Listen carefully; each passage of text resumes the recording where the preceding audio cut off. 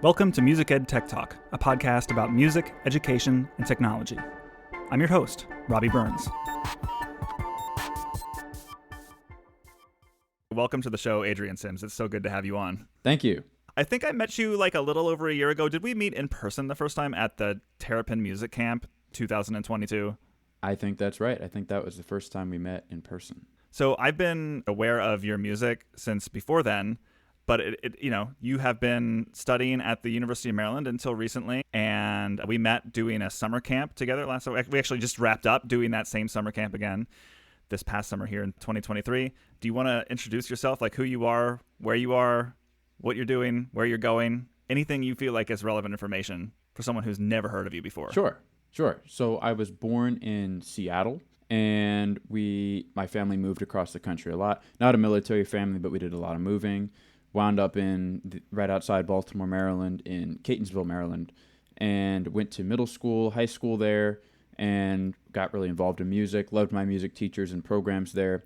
Went to college at the University of Maryland, and with the degree in music education and composition. And now I'm going to the University of Texas at Austin for a master's in composition. So that's pretty much me up to now. Yeah, and I don't want to sell short. You might not say it, but I can say it, that a lot of your existing music for a concert band is widely performed and acclaimed, especially by, being native to this area, like me and a lot of my colleagues, like to program your music and really love what you're doing. And I think that being a composer affords us the opportunity to talk about, some of the workflows and tools and other kinds of things that you encounter and experience as a musician doing those tasks. But also, you started doing this when you were a lot younger than when a lot of people start doing this. As our curriculum grows, in the public school system grows to include more and more creativity and composition of varying forms, notation or not, I think it's increasingly important for teachers to understand the perspective of someone who's sort of gone from that like spark and maybe those like early writings, but how has that sort of transitioned into like the beginnings of a career writing for like large ensemble and publishing music and all of those things. So hopefully we can cover a little bit of all of that, if that's cool with you. Absolutely. It's a really interesting thing to think about. I mean, 5 years ago, I never would have imagined that this many people would be playing my stuff. Never would have imagined that I'd have what I have now in terms of just, people appreciating my writing and being able to write what I write. So it's very much like there's a lot of students that even look at what I do now and think, well, how does this happen? And I look at myself the same way 5 years ago. How does this happen? And there's a lot of just people that have inspired me, Brian Balmages, Tyler Grant, and folks that have just helped me to see what's possible to do, what's possible for me to do, and just help to guide me along that journey. I always think I've had the energy to have this type of career, but it's those key people that help guide you and help guide that energy in the right direction that help make you, that's what helps to bring you to your maximum potential. Yeah, I mean, so much of the opportunities we have in life is like kind of circumstantial or like based on like where we are or like the people we know, but also like writing music for large ensemble requires a lot of like work on your part. What would you say is like an early memory of like first experiencing composition, even if on a very small scale, or creating something musical? And then like, can you remember an early time where you sort of started to like bridge that into something bigger, like maybe like the first time you ever wrote a piece for a full concert band, or even just a concept or a skill you struggled with in getting to that point? Like what does that process look like? I remember the first time I ever tried to discover how to write notation. Like I didn't even know what to use. I didn't know about MuseScore. I didn't know about Finale or Sibelius. So I opened up a Word document, and you know how you can write out the lines like that? I tried to go to the smallest font and write them out, and quickly figured out that's not how it's done. So I just searched the internet and found out how do I write music? How do I write notes? And MuseScore was the first thing that popped up. So that's what I downloaded. First thing I ever wrote into MuseScore was Hot Cross Buns. I was just that excited about, well, I wasn't that excited about that tune, but I knew the tune and I wrote it down. So that was the first thing I ever wrote down. And then I started writing some smaller compositions from there that were maybe a couple instruments. And then every once in a while I just have this idea, some kind of breakthrough, in terms of my writing, what I think I can write, and I just try it and see what works.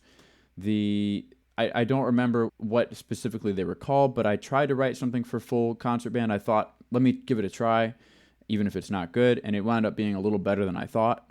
So I was like, okay, so maybe this is possible. Okay, and then just kept doing it from there. I would look at scores. I would look at scores of pieces we were doing in band. I mean, one of those that I remember specifically in sixth grade band was a prehistoric suite by Paul Jennings. That was really cool to look at. And so as I was writing in maybe 6th and 7th grade, like I was writing music at the level that I was playing. I mean, I wasn't writing grade 6 music in 6th grade. I was writing grade 1 music in 6th grade because that's what I was playing. And honestly, I think that factors into what I'm able to write now. Like I've kept a hold of that voice that I had then. Or better yet, my perspective, the perspective of what I would want to play when I'm in 6th grade, because that was, I'm just trying to think. I was in 6th grade 11 years ago. So I would say even me being relatively young, I'm still able to sort of just keep in touch with what I was like back then and what I would have wanted to play. So from my perspective, I'm really not that far removed from what that experience is like. So I think that's given me the ability to really tap into what that experience is going to be like playing that music. And then 7th and 8th grade, 8th grade, we played a piece At the Crossroads by Robert W. Smith. That was really, really cool for me to play. So some really cool tunes there that I learned a lot from. And so just being in touch with the writing that was going on at that level, and then also me being still trying to be in touch with what students want to play and trying to give them the best music that I can give them. Yeah, that's a priceless perspective, but an important one, especially if you're writing a lot of young band music. So now that you have like more, you've just received a composition degree. Now that you have all these like technical skills that maybe you didn't have when you were writing as a 6th grade student, what do you now know? Because like to some extent, if you're writing a lot of music or really just doing any professional task repeatedly, you start to slip into some like routines and expectations for yourself. Even though music is ultimately creative and there's some unknown, there are probably I would guess you probably know how long about it will take you in your life to like write a grade level 2 piece from doing it, but You think? I guess like the more you do it, does there eventually become like an average? Like, okay, like this one took me like 8 months, but this one took me like, a month. Like does it all just sort of average out to an expectation? I guess it usually averages out to the deadline. I mean, it's like seriously, right. There's some pieces that like there was a tune I was trying to write for the last couple months and it didn't happen. And the deadline was 7 days away. And it's like, well, it has to get done. So so that's it's gonna get done. I'm gonna find something to latch onto. So obviously something that I really think is good, something to latch onto, and just go ahead and write it. But sometimes it will take like I'll be trying to write something for a month or two, and it's not sticking. It's like snow that won't stick to the ground. Maybe the conditions just aren't right for it to work, and so maybe we have to wait for those conditions to happen. But if there's a deadline and someone's asking for a piece, right, you just have to make those conditions exist, kind of no matter what. And thus far, but it's worked. I can pretty much always make those conditions happen if I really need to, but ultimately I prefer to wait for them to happen. Yeah. Well, you're speaking to my long-lasting belief that you just have to ship things if you're a creative person. Like, and those limits can sometimes be liberating and sometimes not, but if you just keep like perfecting the same piece, then you never make anything. Nobody ever plays your music because there is never any music that reaches the outside world. Right. I guess what I was getting to is that like you have like probably like a lot more technical skill now than when you first started doing this. Are there compositional ideas, techniques, or stylistic features of which you consider to be engaging to like a 6th grade student that now you just have like more of a vocabulary to express, or more like procedures or like workflows to like replicate or recreate that when you're like writing for that age level? So one of the things, and I actually learned about this when I was in middle school, is actually augmentation and diminution. My middle school band director, Cindy Stevenson, brought that up. She probably doesn't even remember that she brought that up, but that was one of the things that stuck with me. Oh, wow, I can expand or contract the amount of time or the duration of a note length and have the same idea and same pattern work. So that's something that's a compositional technique for sure. I mean, and certainly in college, I've learned harmonies and things that have helped me to to express my ideas better. But overall, I think the biggest thing that's helped me to write better is just my understanding of idea development versus repetition. When do you want to develop an idea versus when do you want to repeat it? And for me, that comes down to just listening to the piece and finding, okay, what's the point at which I get bored? What's the point at which I need to introduce something new? For me, there are pieces that I'll listen to and I'll be like, okay, this needed a change here. Something needed to change in the musical texture to keep my interest. I also listen to many student compositions throughout the year, and that's one of the biggest things that I make comments on is when does it need to change versus when does it need to stay the same. Some students will come in and write one idea, and then 8 measures later, we've moved on to something different. 8 measures later, it's something totally different, and at the end of the piece, we can't recognize where we started. And some students will write a piece, and it will just go and repeat a lot of the same ideas for 3 minutes, and by that point, the listener has stopped engaging with your music. So honestly, right, we can talk about harmony, we can talk about compositional techniques, but ultimately that's the thing that causes that makes or breaks a composition at the end of the day. Which is the thing that makes or breaks a composition at any level of difficulty Right. to play or listen to. So before you started to meet people who were like, involved in the industry in one way or another with, regards to composing, were there other people, that were in the public school system who kind of encouraged this path, or who like tested out your music, played your music in class, or who encouraged you, or were there classes you took that confirmed that this was something you wanted to explore further? Yeah, and Chris Nagy, my high school band director, was very, very influential. And we just worked on a project together not too long ago, which was a fun way to kind of wrap up my time here in Maryland. So he was definitely a big influence.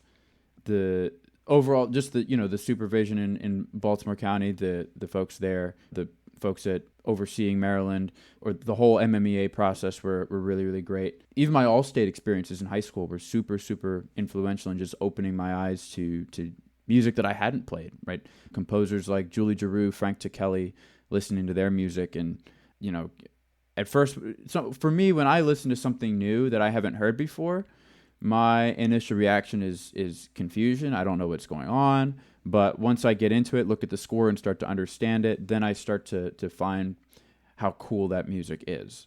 Like Frank Ticheli's Blue Shades, just looking at that, like at first listening to it, I was like, okay, what's happening here? What's he doing in this texture here? But looking at the score, I'm able to figure out how he's doing it and really understand how meaningful and interesting his work is. Very cool.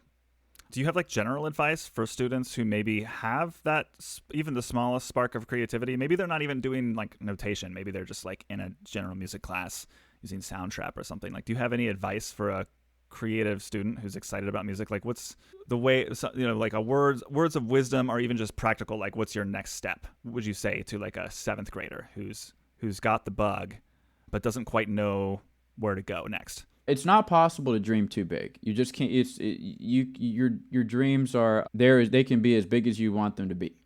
There is no the limit is the limit that you place on yourself.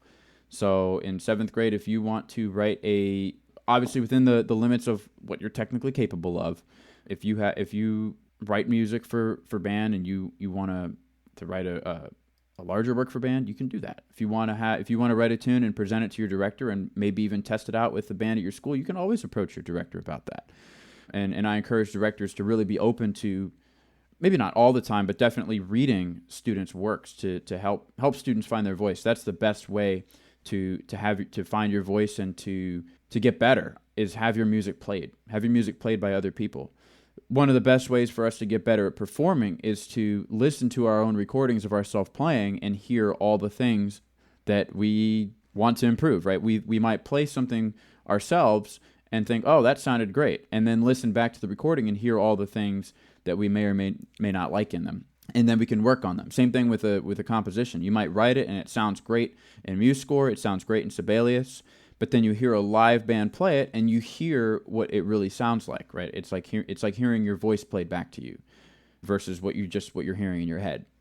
Yeah, cool. That's excellent advice. Well, this is ultimately a show about process and about tools, and it's always fun to get anyone who's involved in the virtuous cycle of music education. I just like to talk about like what are the things you're using, what are the technologies or other strategies or workflows that are a part of your everyday work. So I know you're using, I think, is it Sibelius for notation and then Logic? Mm-hmm. And Logic, I assume, I mean, Logic is, any digital audio workstation is going to have, give you like unlimited utility when dealing with audio. But I think you're using it at times to like record your own, like you just did a recording session for some of your upcoming pieces. Do you want to talk about those at all? Yeah. In terms of recording session, and I don't actually do the recording myself. I hire a professional recording engineer to come in and use his tools. I imagine he's actually using Pro Tools. But yeah, I mean, I want to understand all that stuff so that I can understand what he's doing going into that. We can start with the recording session and work back to some of the other tools. But recording session, where I start is I have to start with a catalog of music that I want to put out. And I have to start by thinking about, well, what tunes do I want to release? So I want to release some things at an easier level, and I want to release some things for groups that might play harder music. So I'll come up with some things at a grade 1 level, and maybe a thing or two at a grade 3 or 4 level. And so I try to spread things out across that grade level. And my tool is Sibelius, so that's where I start. And for Sibelius, the reason I use Sibelius is just because it works for me. It allows me to go in and write without thinking about writing. And every tool, different tools are going to be different for everyone. Someone might prefer a different tool, and that's okay. But for me, Sibelius it's what I use. I've used that since about 10th grade. And it just allows me to not think about what I'm doing, not have to think about what tool I'm using, or not have to think about the process. Just be able to. I feel like I'm writing directly on the page with a pen is what Sibelius feels like to me. And so that process happens. Then I have to edit the music in the ways that I'm talking about. I'll listen back to it and say, do I think that this section needs to be longer or shorter? Is this section engaging my ear as a listener? And if the answer is yes, then I'll leave it. If the answer is no, I'll make changes. So I do all that to my self-published catalog for this recording session. And then I have to proofread all that stuff, make sure it's all set, all the notes are right and everything. And then we go to the session. I have to make the folders, print the parts, call the players, make sure we can have all that stuff sorted out so that we're not scrambling to find stuff at the session. Hire the recording engineer, make sure I have a space available, and it's a ton of logistics. It's one of the more daunting projects I work on, but that's another example for me of dreaming big. Is like 2 years ago, I was like, wow, wouldn't that be cool if I could do that? I thought it wouldn't be possible, and then we did it, and we did it again. After my first year, I was like, I'm never doing this again. It's too much work. Just loved it so much, I had to do it again. So this is my second year doing it. And the second time I understood recordings even more. I understand where and how we can edit. And then I'm able to work faster through my brain, work faster with my recording engineer to figure out what we need and how to save time and how to move as quickly and efficiently as possible through that session. There's a lot of different varieties of skills involved in that process. And I was surprised, we were talking last week or 2 weeks ago, I was surprised at some other areas that you have your hand in that you just might not think about if you're not in the industry. But like you were just talking about, like selecting artwork for the, for like the cover of, your parts and score. And I mean, like, are there other tools or other parts of the process that maybe someone would not expect that are outside of just like putting the notation into Sibelius? Yeah. I mean, the covers are a great example. I mean, that's something that whenever people look at the covers, they're like, wow, these covers are amazing. And I take some credit for that, but I also credit my close friends and associates of mine who will help me select those pictures. I'll send them maybe 20 or 30 pictures, and we'll narrow down and have conversation and select from there. Rarely do I just go on, and I, of course, purchase the images, but rarely do I just find an image and say, that's the one. It's a process. It's a lot of thinking involved. Sometimes it'll take several weeks just to select one image for a cover. And it's really important because that's the image. That's the first thing that a person sees when they're browsing through Pepper or my website. That's the very, very first thing they see, even probably before they see the title or can finish processing reading the title. The image is the very first thing they see regarding that piece. So as you can imagine, that's extremely important that captures the spirit of the piece, and that the title or that the image is just as engaging as the actual music is. So that's one area. The business and marketing side of things is really, really important as well. I mean, I wouldn't want to put out 4 grade 4 pieces in a year and 0 grade 1 pieces. I want to provide something for everyone to be able to have the opportunity to look at and expose my voice and music to as many different levels as possible. So that's why I spread things out across grade 1 and grade 4 within this particular setting that I'm working with in this recording session, so that folks can see music across a variety of levels. There's a lot of things to think about. Yeah. Are there any like other things or like even tools or workflows that might surprise someone that you would need to have mastered in your role?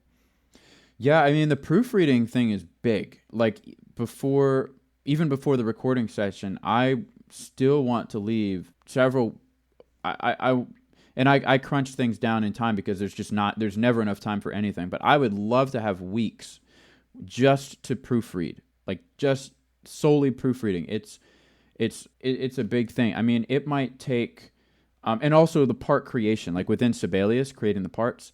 And Sibelius does a good job of creating those parts automatically, but there's just so many things that I want to do to make the parts look the way that I want them to look. One of the biggest things within that specific part creation process for me is the horizontal spacing of the music. Like, we don't want one, and I guess I'm doing a lot of visualization here for not actually looking at a page, but we don't want one line of music to have 10 measures on it and then the next line of music has 3 measures on it, and you can imagine how squished together that top line would look, and then the next line would look really spaced out. We want to make things look as even as possible. So that's a big thing for me. I spend a lot of time looking at that. I spend time looking for collisions, making sure that the music just looks really, really nice on the page. In a lot of ways, the music is a piece of artwork, and we want to make that look as nice as possible. And I remember even when I was a student, right, there were some pieces of music I'd look at and I'd be like, I don't want to play this just because it wasn't nice to look at. And I want to make the music look as appealing and as friendly to look at for both students and directors as possible. And having mistakes and having clashes, collisions in there only continues to detract from the artistic product. So I spend a ridiculous amount of time proofreading and editing and making sure that all of the music looks as clean as it possibly can on the page. That's a really, really big thing for me. When I was taking some classes in arranging at the University of Maryland, I had a professor who told me that they would like keep 3 or 4 versions of the same composition project as different Sibelius files. Like, one was for making the score look good and having the notation just be accurate.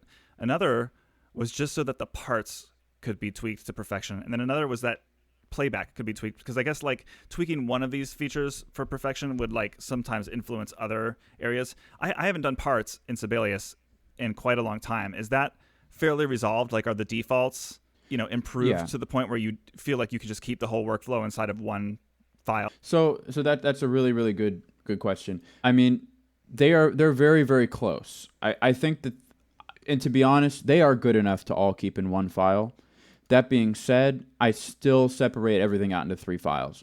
Like when I have the recording session, I don't use the audio file anymore because I have a recording. I have the score is a separate file and the parts are a separate file, because there's just changes I might want to make between things. Even if it's just a small thing, there's different things that I'm not thinking of specific things right now, but there is stuff that can be different between the 2 different files.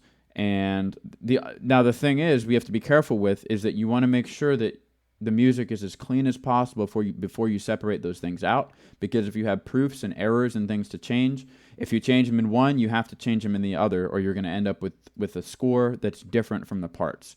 Like if you forgot to add a slur in alto saxophone in measure 26 in the parts and in general, and you make that change in the parts, but you don't open the score file up and make that change in the score, you're going to wind up with a parts that has the correction and a score that's wrong. So you have to be so I keep a very, very detailed list of those things and make sure that I change them in both the score and the parts if there does need to be a change. So it becomes a Are there any? Yeah, it becomes a tough thing to make sure you thought. keep track of. yeah, it's just tough to keep track of once you separate those files, and you don't want to be making big changes. You don't want to be adding measures. So you separate the files. Yeah, do you separate the files pretty late in the process then? As very, very late as possible. Yes. And what kind of system? Because I would lose my mind. But I hear. I mean, this is obviously necessary. Like, what kind of is there a tool you use even to just like manage those changes? Is it just like a note? No, I keep track of it on a PDF editor thing. I mark directly on the music, so I'll mark things and say this needs to change, that needs to change. Like, I'll just write on the score and make those changes. I might even use different colors at times for different things. I'm pretty good at keeping track of those things. I'm not making large changes at this stage. So it's just maybe a slur, maybe an adjustment. Matter of fact, most of the changes I need to make are only in one or the other. Most of the changes are not having to be made across both. But yeah, I mean, I do have to, but I separate the file at the immediate last moment right before I make a single change in a part. So it's very, very late, but it's not perfect, and it would definitely save time to keep them in one file, but it still makes sense to have separate files for them. Yeah. Okay. Are there any plugins you use either for improving audio playback quality inside of Sibelius, or for like improving workflows, or even in Logic to just like, tweak your final recordings? So with playback, what I do is I use Note Performer pretty much exclusively, and then I'll include a couple things as needed. So I'm sure you're aware that Sibelius and Note Performer has included the option to use East-West and use things like that within their libraries. That's great. Now, for me, sometimes I'll create East-West, and for those that don't know what East-West is, it's owned by Sounds Online, and they create sample libraries that allow you to use instruments that sound real in a situation, and so does Note Performer, although it's different. But a Note Performer's inclusion of using things like East-West and other libraries is great. For me, I would still prefer to manually tweak those libraries. So what I'll do is maybe create a piece of or create a demo, and then mute the crash cymbals line or mute a horn line at a certain spot, so that I can then go back and export that file, bring that into Logic, and just manually write those lines in. Like, I'll on my MIDI keyboard, I'll play a horn line in that I really like for 8 measures or so with East-West. And the other thing I do is sometimes I record a small little bit of actual trombone. So for a section that I want to give a little extra articulation, that's one of the things that I think is really, really missing from sample libraries and other MIDI things, is just the articulation at the beginning of notes. It's just not there. And that's a big thing for me. And for me with trombone, and for trombone, that's probably one of my strengths, is just getting that articulation at the beginning of a note. So even if it's just really soft, just that little bit of articulation at the beginning can really add some energy to the sound. One of my philosophies with creating mock-ups and demos is it's very much not like rehearsing an ensemble. With an ensemble, you generally want to do what makes sense. Like, you don't want to do things that don't make sense. But with a demo, I'm not going to do what I think makes sense. I'm going to do what my ears tell me to do. And even if it makes no sense, if I'm using a legato patch if I'm using the legato from Note Performer, but I want to get a specific articulation from my trombone. Matter of fact, even if it was for a different instrument, say the articulation was for a horn sound, but I wanted to get that from my playing. No, it makes no sense, no actual logical sense to do that, but I just do what my ears tell me to do. And if my ears convince me that is correct, that sounds real, then that's my guide. So yeah. So you're using like Note Performer and East-West sample libraries basically to get as good and as real playback from your notation as you can, but then you're exporting that into something like Logic, and you're saying like, okay, the horn part is notably unrealistic, so I'm going to just do whatever I can with the software instruments, like even if that means like, okay, these 8 measures, the articulation it sounds really super digital, so I'm going to just like play this on the MIDI keyboard into a horn patch to make it sound more human. Is that kind of your process? Yeah, I'll do things to make sure that's going to work right. And you were even showing me, like, you had an example of a project you showed me a few weeks ago where it's like you would even go as far as to say like, okay, I want the timing of this horn to sound a little bit more organic, so I'm going to record that. But then I need the articulation to be better, so I'm going to take this like just a whole new horn track just to get the beginning of the first note of the phrase to sound more realistic, because maybe you had a sample or something that was just, the beginning of a horn note, and then you would sort of like not splice them together, but like time them so that it sounded like it was all part of the same horn line. Is that a thing you do often? Yeah, and I mean, I don't spend too much time on all this, especially when I'm working with just a MIDI demo. But it's something that I think about. It's something that I want students to think about as they're just writing stuff. But yeah, that's my big takeaway is trust your ears, not just, oh, this sample is playing, this says it's correct. But my goal with creating a MIDI demo is to, as much as possible, convince the ear that something is real. And the best way to do that is actually to mix and match tools. Like if you just use Note Performer or if you just use East West, it's easier for people to tell, especially people that are familiar with those libraries, that something is that it's not real. But if I'm mixing some live elements in there, people that don't listen to Note Performer and don't know it like the back of their hand like I do, just because I listen to it so much, it's going to fool them into believing that it's real a little bit more easily. So I'm really big on just realism and getting something to sound real. Yeah. Something that is hard to do, but getting slowly and slowly easier as time passes. Yes. Cool. All right. Well, I have these segments, a music pick, a tech tip, and an app pick of the week. But before we do that, are there any topics you wanted to expand on or address? I just quickly wanted to touch on one more thing with the recording session. So, I mean, with the recording session, going back to that, one of the challenges is figuring out timing, right? Figuring out and how long you want to spend on each thing. We don't want to spend a really, really long time on a grade half piece and not spend hardly any time on a grade 4. So the way that I do it is I spend a lot longer working on the more advanced tunes, and I put those earlier in the recording process, and then I spend a little bit less time working on the tunes that the band can more easily sight read, and we just roll through those as quickly as possible. So there's a little more stress up front, but it gets easier as we go, and as people get more tired, and they're, we moved on to things that are a little bit easier to move through.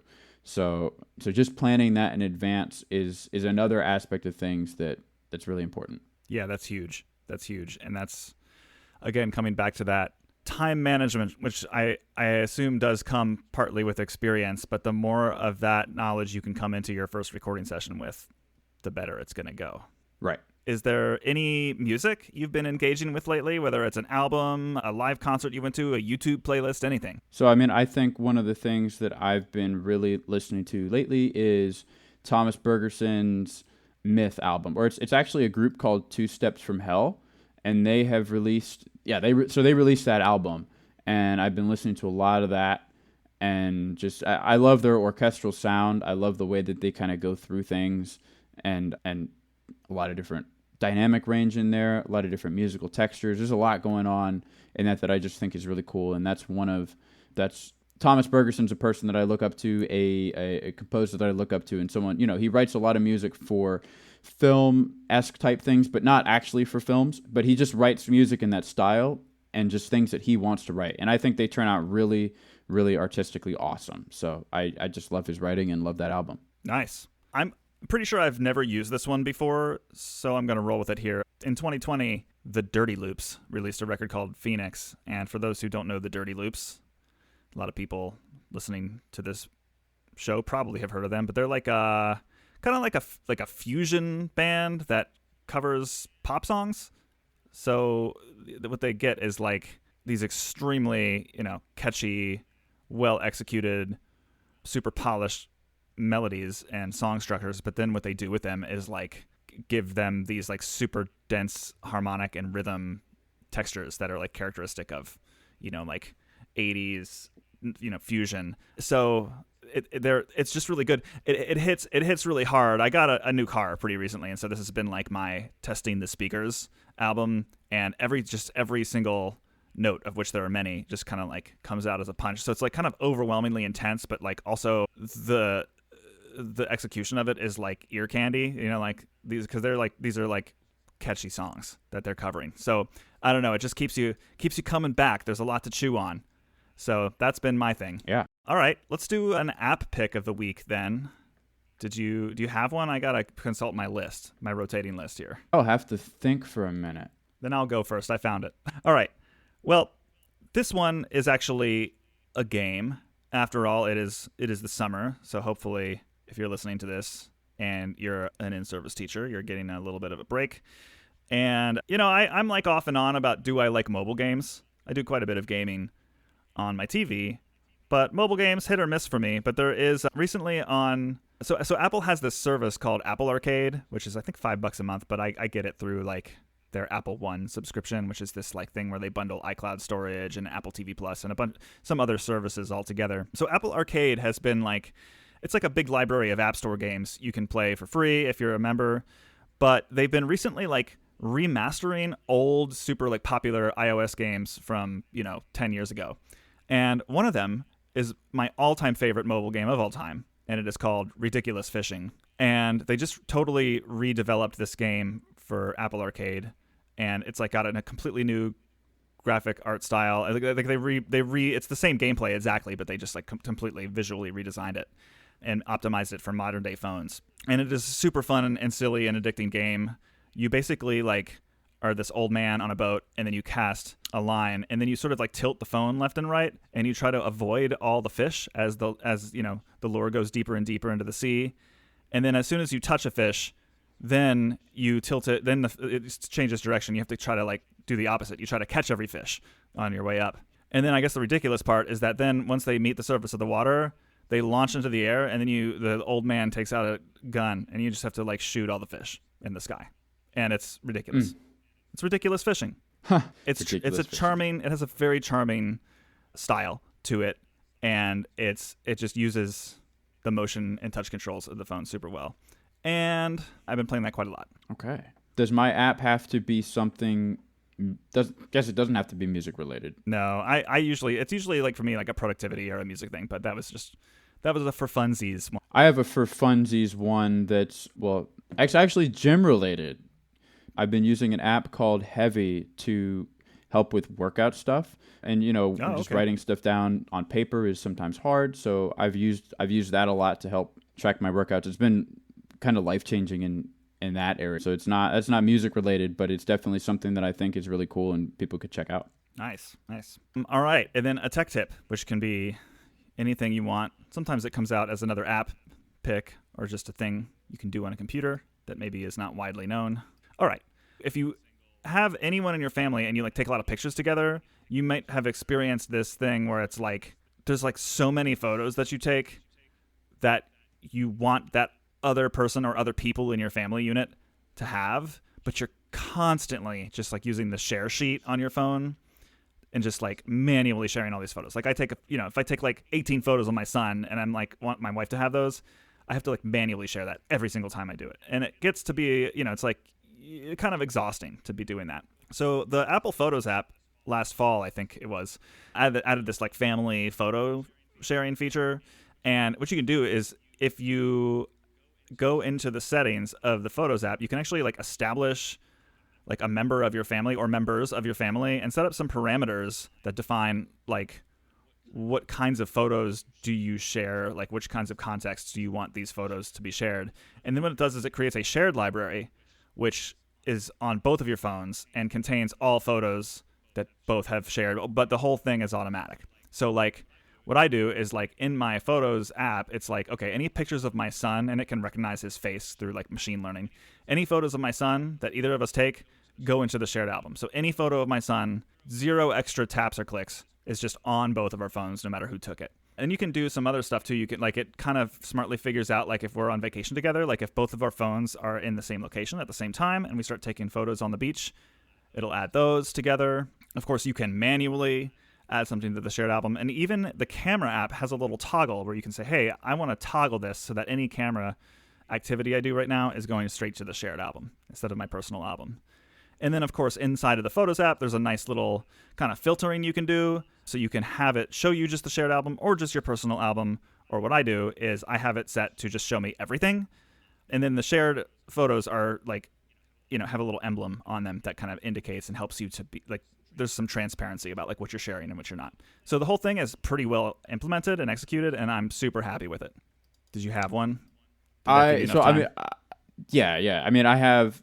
It's not a specific app or anything, and it's something that a lot of people have probably been doing. But something that I've gotten into recently is using a lot more external SSD stuff. Not using just the computer storage for things. So I've picked up some external SSDs online from Amazon. I was able to get them for a lot cheaper than they usually sell, actually, due to Amazon's whatever yearly sale or something.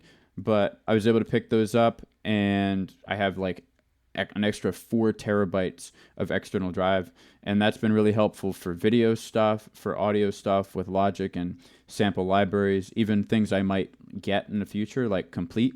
So I'm really, really looking forward to being able to use that instead of just having my 1 terabyte SSD and my computer. So I'm able to have a lot more storage without having to use all that space on my computer. Nice. All right, we did it. Okay.